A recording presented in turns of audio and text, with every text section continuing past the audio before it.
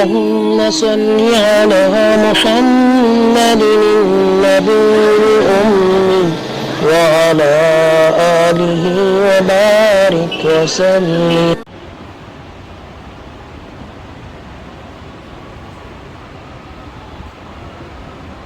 السلام عليكم ورحمة الله وبركاته. الحمد لله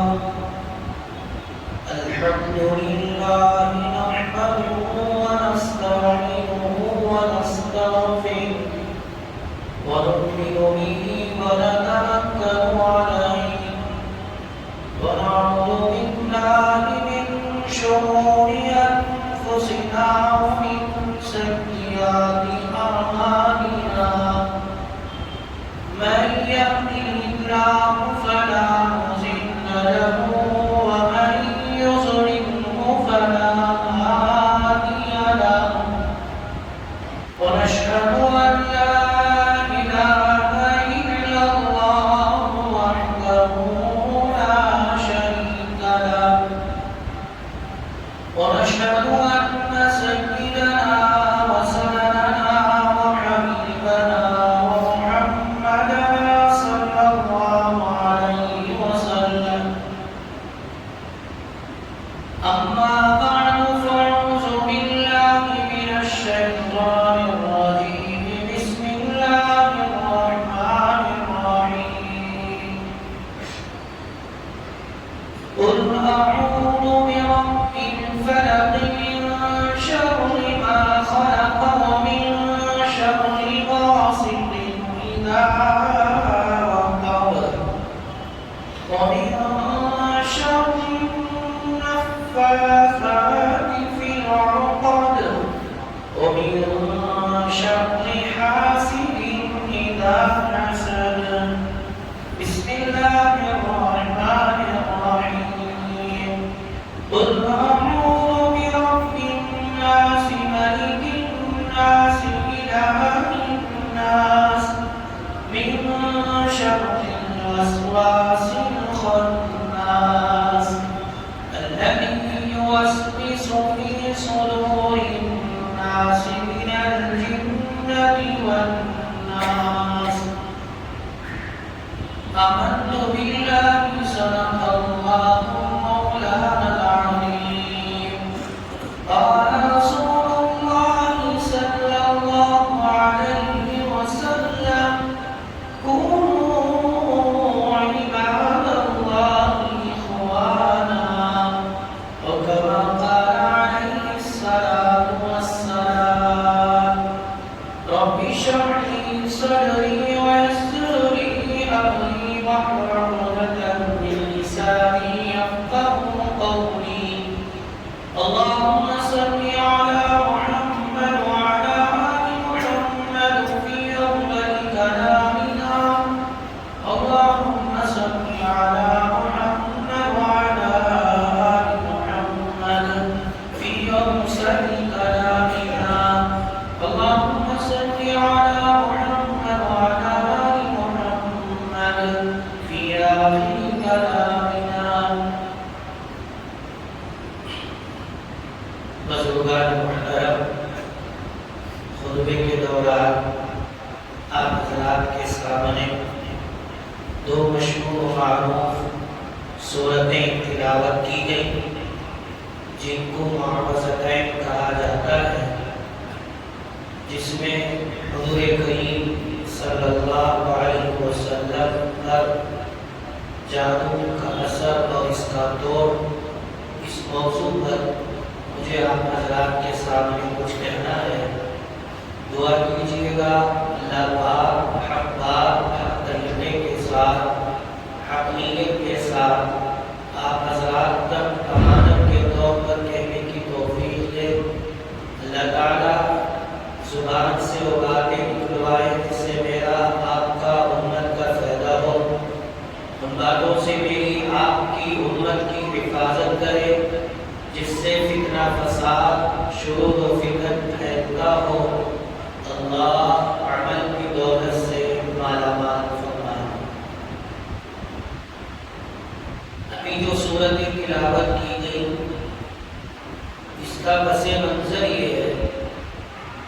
ہوا یہ تھا کہ آقا مدنی احمد مصطفیٰ رسول عربی صلی اللہ علیہ وسلم کو جب نبوت عطا کی گئی، 40 سال کی عمر مبارکہ آپ کی تھی، تو آپ نے اللہ کے بندوں کو اللہ کی طرف بلانے کی دعوت شروع کر دی۔ منصب نبوت کو آپ نے لوگوں کے سامنے جیسے آپ کو منصب مل گیا، دعوت دینا آپ نے شروع کر دیا۔ تو مکے والوں نے ہر طرح سے آقا مدنی صلی اللہ علیہ وسلم کے ساتھ جو سلوک کرنا تھا وہ کیا، لیکن چند لوگ ایمان میں داخل ہوئے، حد سے زیادہ دشمنی بہت بڑھ گئی، اتنی دشمنی زیادہ ہو گئی، لوگ آقا صلی اللہ علیہ وسلم کی جان کے دشمن بن گئے۔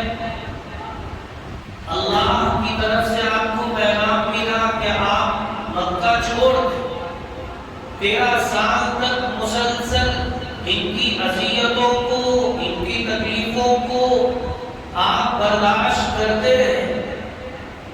جب اللہ کا حکم ہوا کہ آپ مکہ چھوڑ کر مدینہ المنورہ نکل جائیں، تو آپ مدینے میں تشریف لے گئے۔ مدینے میں پہلے ہی سے یہودی قبائل، یہودی لوگ موجود تھے۔ آقا صلی اللہ علیہ وسلم نے وہاں کے سب لوگوں کو اکٹھا کیا، ہر مذہب والے کو، اور یہ معاہدہ کیا کہ تم اپنے اپنے مذہب بنو، لیکن اگر ملک کا مسئلہ آئے تو اس وقت سب مل کر ہم دشمن کو بھگانے میں ایک دوسرے کی مدد کریں۔ آپس میں معاہدہ ہوا۔ اس معاہدے کے اندر یہودی شامل تھے، لیکن ظاہری اعتبار سے یہ شامل ہو گئے، اندرون ان کا منافق تھے، اور حضور سے سب ان کو نفرت اور حسد تھا، دشمنی تھی۔ میں نے اس موضوع کو اس لیے کھینچا ہے، آج کل لوگ آپس میں دشمن ہوتے ہیں، خاندان والے دشمن، سامنے تو دوست، اور ایسی دوستی، ایسے رشتہ داری کہ ان کے سوا کوئی اور رشتہ دار ایسا جان کو جان دینے والا نہیں ہے۔ اس طرح سے دوست رہیں گے لیکن پیچھے سے ڈسیں گے۔ اس لیے اگلی جمعہ آپ حضرات آتے رہے، پوری مکمل جب آپ سنیں گے تو معلوم یہ ہوگا کہ دشمن اندرون کا جو دشمن ہوتا ہے، بزرگان محترم، سامنے میرا دشمن کھڑا ہے تو انسان کو کوئی اتنا خوف نہیں ہوتا، انسان اس سے مقابلہ کرے گا، یا تو ہارے گا یا تو جیتے گا، ظاہر سی بات ہے۔ لیکن جو دشمن آستین کا دشمن ہو، سامنے تو ماشاءاللہ اکرام کر رہا ہے، مولوی صاحب ہیں، حافظ صاحب ہیں، بزرگ ہیں، حاجی صاحب ہیں، امیر صاحب ہیں، لیکن پیچھے سے ڈسنے والے لوگ ہوتے ہیں، یہ منافق قسم کے لوگ، یہ یہودیوں کی نسل کے لوگ ہیں۔ انہوں نے پیغمبر کو بھی نہیں چھوڑا تو مجھے اور آپ کو کہاں چھوڑیں گے؟ ایسے فتین اور ایسے حاسدین رہیں گے۔ اسی لیے آقا صلی اللہ علیہ وسلم کی سنت سے مجھے اور آپ کو یہ سبق دیا گیا کہ دیکھو، جب حاسدین تمہارے ساتھ برا سلوک کرے تو تم اس سلوک سے بچنے کا راستہ اختیار کرو اور ان سے بدلہ نہ لو۔ ہوا ایسے ہی آقا صلی اللہ علیہ وسلم کے ساتھ ان کو بہت زیادہ حسد تھا۔ حسد کیوں؟ حسد اس وجہ سے تھا، آپ جانتے ہیں کہ سیدنا حضرت ابراہیم علیہ السلام کے 2 فرزند تھے، ایک تو حضرت اسماعیل علیہ السلام اور دوسرے حضرت اسحاق علیہ السلام۔ اب ان دونوں بیٹوں کی نسل شروع ہوئی۔ حضرت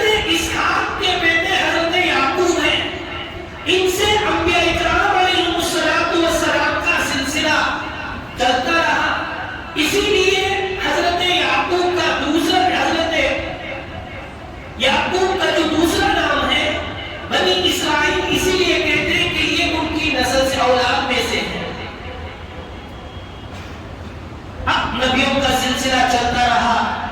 حضرت یعقوب کے بعد پھر حضرت یوسف، حضرت موسیٰ، حضرت عیسیٰ، قص انبیاء اکرام علیہ السلام کی لمبی فہرست اس طرف سے ہے. حضرت اسماعیل علیہ السلام ان کی نسل سے حضور علیہ السلام تک کوئی پیغمبر نہیں ہوئے. ادھر یہودیوں کو معلوم تھا، تورات میں، زبور میں، انجیل میں اس بات کو بتایا گیا، خوشخبری دی گئی، ایک آخری پیغمبر آنے والے ہیں، ان کا حلیہ ایسے ہوگا اور یہ اخلاق ان کے ہوں گے، ایسے ہوں گے، سب کچھ بتایا گیا تھا. لیکن بعد میں پتا چلا کہ میرے خاندان سے نہیں بلکہ اسماعیلی خاندان سے آخری پیغمبر پیدا ہوئے ہیں. تو جلن شروع ہو گیا، حسد شروع ہو گیا، دشمنی شروع ہو گئی. اور یہی اصل وجہ ہے.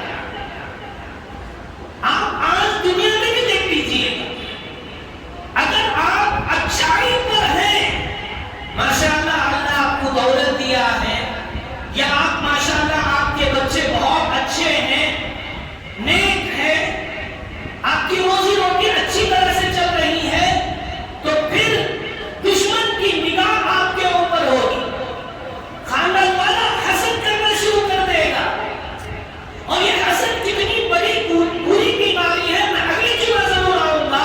بس اتنا آپ کو کہنا ہے کہ ان یہود اور نصارہ کو حضور سے صرف دشمنی یہ تھی کہ آخری پیغمبر بنی اسرائیل میں سے ہونا ہے، اسماعیلی خاندان میں سے نہیں ہونا ہے.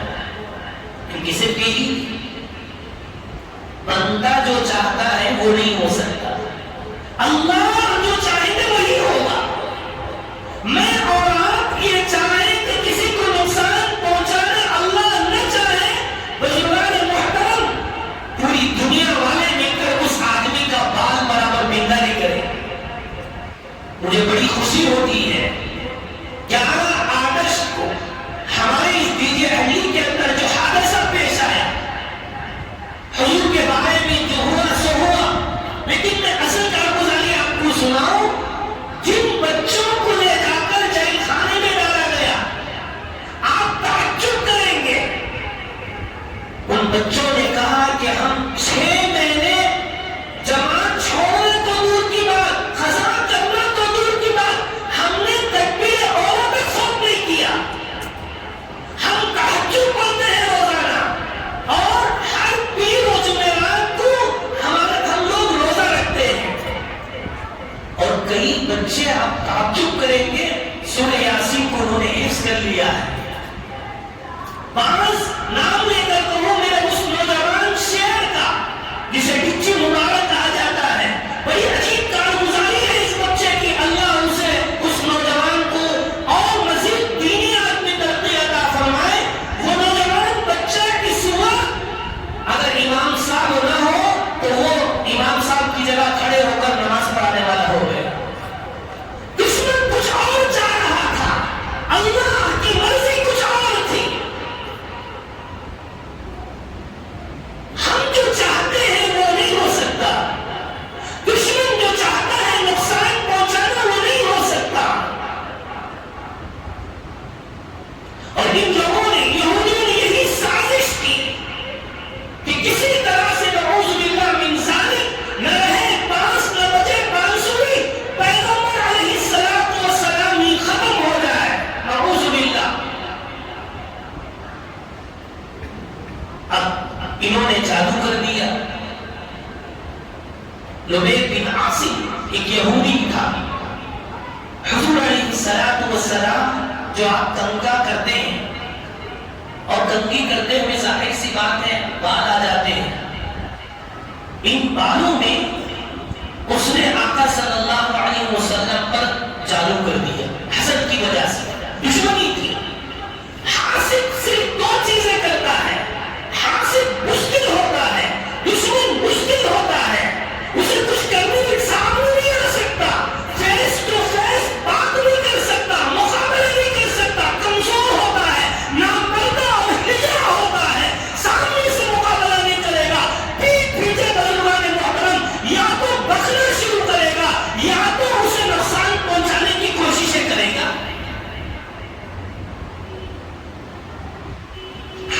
یہی کرتے ہیں. اب بھی دیکھ لیجیے واقعی جب مرد ہے تو آئے گا سامنے کھڑ کر بات کرے گا, مقابلہ کرے گا. بزدل قسم کا انسان راستوں میں کھڑے ہو کر یا گلی کوچوں میں بیٹھ کر گانا بجنا تو شروع کرے گا, جو دل میں آیا بہتان تراشی کرے گا, جو چاہے کرے گا.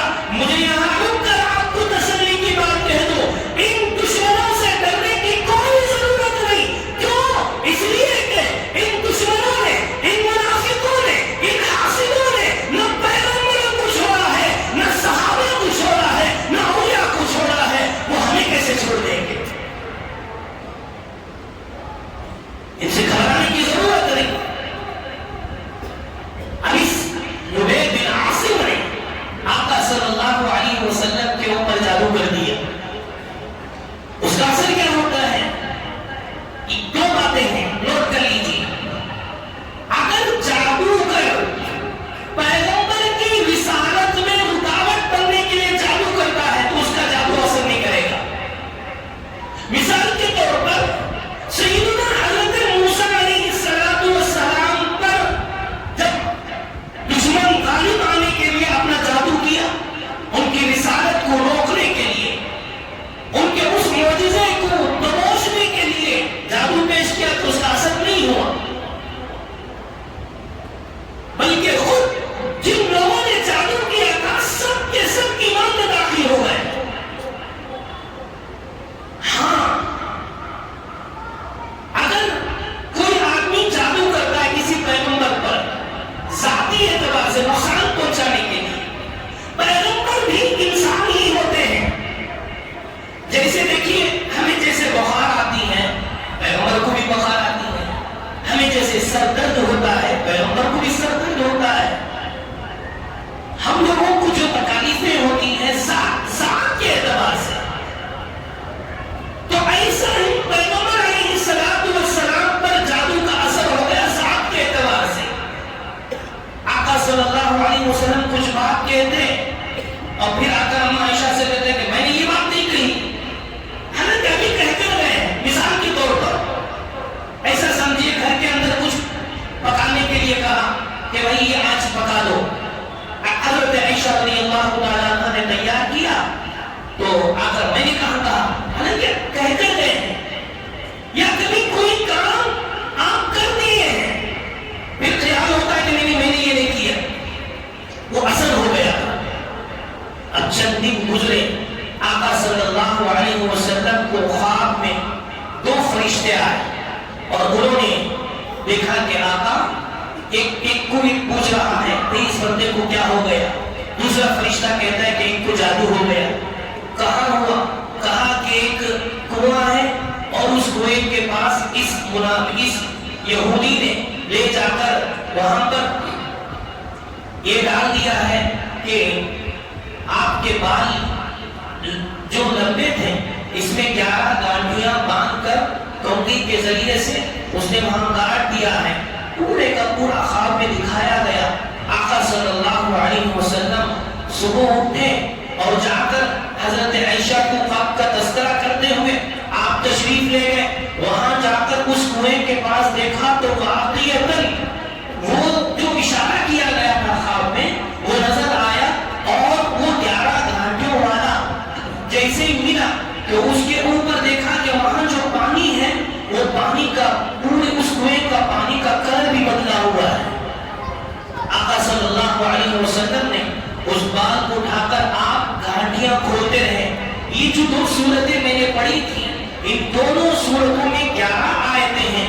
ایک ایک آیت پڑھ کر قل اعوذ برب الفلق من شر ما خلق پڑھتے پڑھتے آپ کھولتے گئے تو 11 کے 11 گھاٹیاں کھل گئی. آقا عائشہ سے فرماتے ہیں عائشہ مجھے ایسا محسوس ہو رہا ہے کہ اب میں بندہ ہوا تھا, جکڑا ہوا تھا, اب مجھے ایسا محسوس ہو رہا ہے کہ مجھے کھول دیا گیا. آقا کو نام بھی بتا دیا کہ فلاں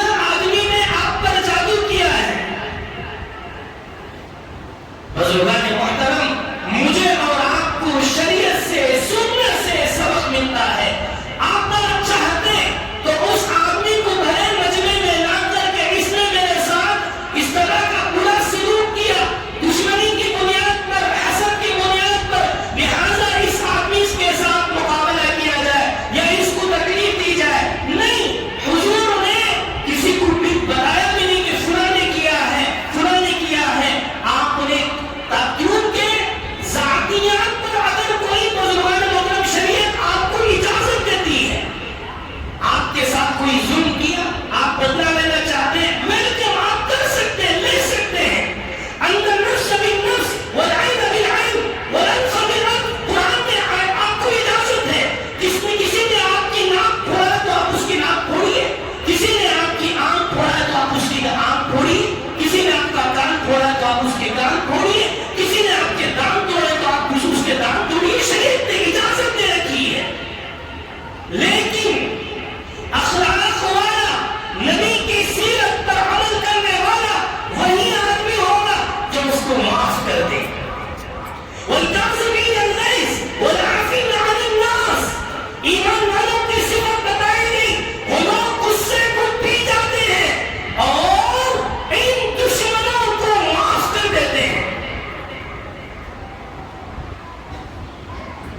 شریعت کے اندر اگر کوئی آپ کے ساتھ دشمنی کرتا ہے، اس کے نقصان سے بچنے کا راستہ اختیار کرنا منع نہیں ہے، آپ اختیار کر سکتے ہیں، آپ کو اجازت ہے. مثلا یہ آدمی آپ کا دشمن ہے، اب اس کی دشمنی سے، اس کے نقصان پہنچانے سے آپ بچ سکتے ہیں، بچنے کا راستہ آپ اختیار کریں. شریعت یہ نہیں کہتی کہ بھئی وہ دشمنی کر رہا ہے لہٰذا جیسے بیل کھڑا ہے اور بیل کے سامنے جا کر بھئی اب یہ تو مارے گا ضرور، جاؤ اپنے آپ کو کھڑے ہو جاؤ، چھوڑو. نہیں، شریعت اس کی اجازت نہیں. آپ کو اجازت ہے کہ اس دشمن سے، اس کے نقصان سے بچنے کے جو راستے ہیں وہ راستہ آپ اختیار کریں. مثلا یہ روڑی ہے تو اس سے بڑا کوئی نہیں ہوگا، اس کو ڈالیں بیچ میں اور اس کی زبان چپ کرائیں. یہ جانور قسم کا آدمی ہے، اس سے بڑا کوئی جانور ہوگا تو اس جانور کو ڈالیں، اسے ختم کر دیں. آپ کو اجازت ہے، اس کے نقصان سے بچنے کا راستہ اختیار کر سکتے ہیں. لیکن بزرگان محترم، شریعت کی مجھے اور آپ کو شریعت کے ذریعے سے، حضور علیہ الصلوۃ والسلام کی سنت کے ذریعے سے یہ سبق ملتا ہے، اگر اس نے مجھے نقصان پہنچایا ہے تو میں جا کر سرے سے اسے نقصان نہ پہنچاؤ، اسے معاف کر دو. معافی بڑی پسند ہے. بروز قیامت اللہ پاک ایک بندے کو بلائیں گے جس کے پاس کوئی نیکی نہیں ہوگی، گناہوں کا انبار ہی انبار ہے. اب وہ بیچارہ پریشان ہوگا، ارے میں نے کیا، اب طے شدہ ہے کیا مجھے جہنم میں جانا ہی ہے. لیکن اللہ پاک اس بندے کو بلائیں گے، حضرات فرشتوں سے کہیں گے دیکھو جی یہ وہ میرا بندہ ہے، لوگ اسے تکلیف پہنچاتے تھے، لوگ اس کے ساتھ برا سلوک کرتے تھے، لیکن یہ میرے بندے سمجھ کر معاف کر دیا تھا، لہذا تم گواہ رہنا کہ میں نے اس کو بھی معاف کر دیا. اللہ معاف کر دیں گے. بدلہ لینے کی اجازت تو ہے، اختیار تو ہے، لیکن اسے معاف کر دینا یہ افضل طریقہ ہے، حضور کی سنت ہے. آج ہوتا کیا ہے، اس نے ایک گالی دی تو پھر یہ اب ایک گالی دے گا، یہ ماں کی دیا ہے تو یہ بھان کی دے گا، یہ بھان کی دیا ہے تو یہ جوڑوں کی دے گا. اب شروع یہی گالیوں کا سلسلہ. میں نے شروع میں یہی کہا تھا کہ جو ہمارے بچے جیل میں بیٹھے ہیں، جب کارگزاری ہمارے سامنے آئی تو وہ کہنے والوں نے کہا ڈی جے ہنڈی کے اندر جو گالیاں ہیں ہم نے اپنی زندگی میں اتنا نہیں سنا جتنا ہم بچوں نے دیا ہے، اور ہم سیکھ لیے کہ ایسی ایسی گالیاں. گالیوں سے پرہیز کریں. آپ لوگ گالی دیتے ہیں، آپ کا دیکھ کر آپ کے بچے سیکھتے ہیں. سباب المسلم فسوق، مسلمان کا گالی دینا یہ فسق ہے، گناہ ہے. نبی کریم علیہ الصلوۃ والسلام نے فرمایا جب میری امت آپس میں گالی گلوچ اختیار کرے گی، وحی کے برکات سے محروم ہو جائے گی، اللہ کی نگاہ میں گر جائے گی. ہم گر چکے ہیں. اس زبان کو کنٹرول کریں. گالیاں کیوں کرتے ہیں؟ یہ زبان اللہ نے دیا ہے تو اس زبان سے اللہ کا تذکرہ ہو، اس زبان سے قرآن پڑھیں، اس زبان سے اللہ کو یاد کریں، اس زبان سے ہم لوگوں کے لیے خیر کے کلمات کہیں، بھلائی کے کلمات کریں. اٹھان ہی ماں کی بھان کی.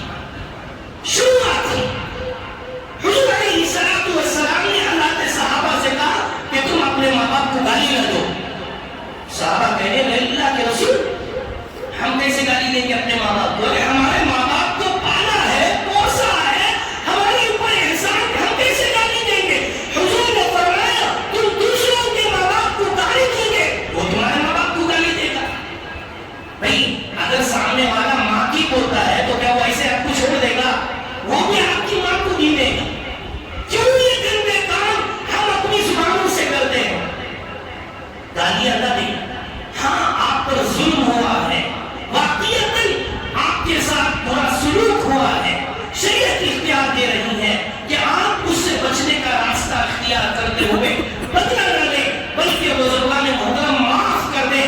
دیکھیے یہ تو مجھے کہنا آسان ہے، آپ کو سننا آسان ہے، جس پر وہ پیٹتا ہے اس آدمی کو معلوم ہے. اسی لیے پیغمبر علیہ السلام نے حضرات صحابہ سے پوچھا بھائی بہادر کون ہے، طاقتور کون ہے؟ تو صحابہ نے کہا کہ رسول طاقتور تو وہ ہے جو تم یہ دشمن کو مقابلہ کرے اور وہ خشکی میں جائے اسے پہچان دے، یہ طاقتور بہادر ہے. حضور نے فرمایا طاقت اور بہادر وہ نہیں ہے، وہ آدمی طاقتور اور بہادر ہے جو غصے کی حالت میں طاقت ہے اور جوانمردی ہے، سب کچھ ہے، پاور ہے، سب کچھ کر سکتا ہے، لیکن سامنے والے کو معاف کر کر وہ غصے کا گھول پی جاتا ہے.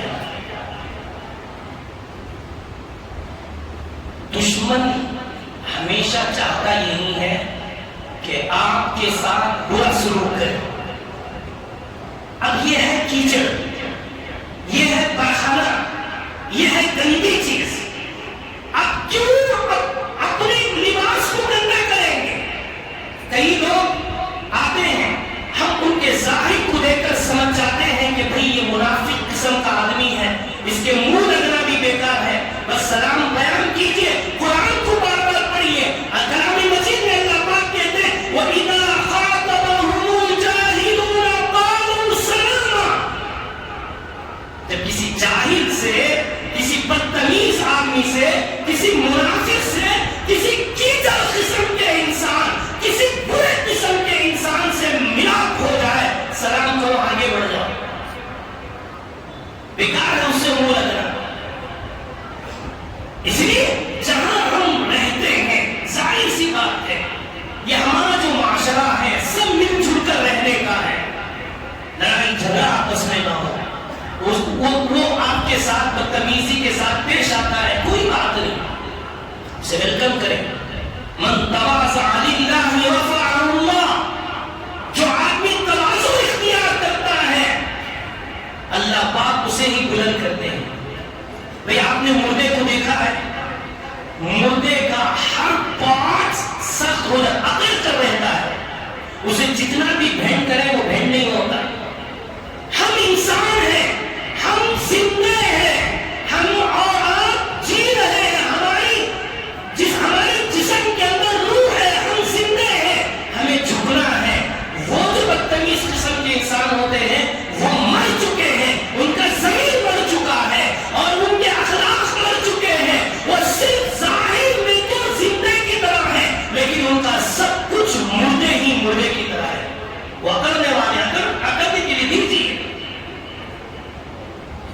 اور مردہ کتنے دن رہے گا؟ ایک دن بہت زیادہ، اس کے بعد شروع ہو جاتا ہے گرنا سڑنا، بدبو آ جائے، کوئی اس سے منہ تک نہیں لگتا. تو جو گندے قسم کے انسان ہیں جو آپ کے ساتھ دشمنی کر رہے ہیں، آپ ان سے بدلہ لینے کی ہرگز کوشش نہ کریں.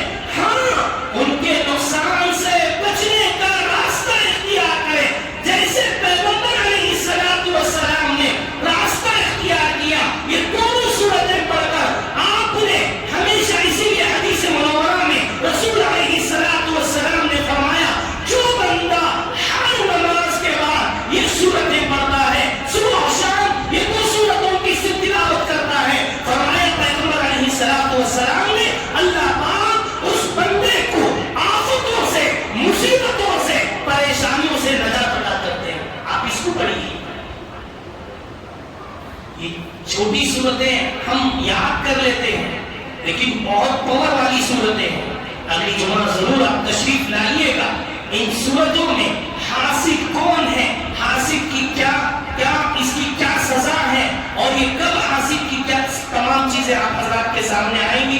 دعا کیجئے گا اللہ پاک مجھے اور آپ کو فتنوں سے حفاظت فرمائے، دشمنوں سے نجات عطا کرے. ظاہر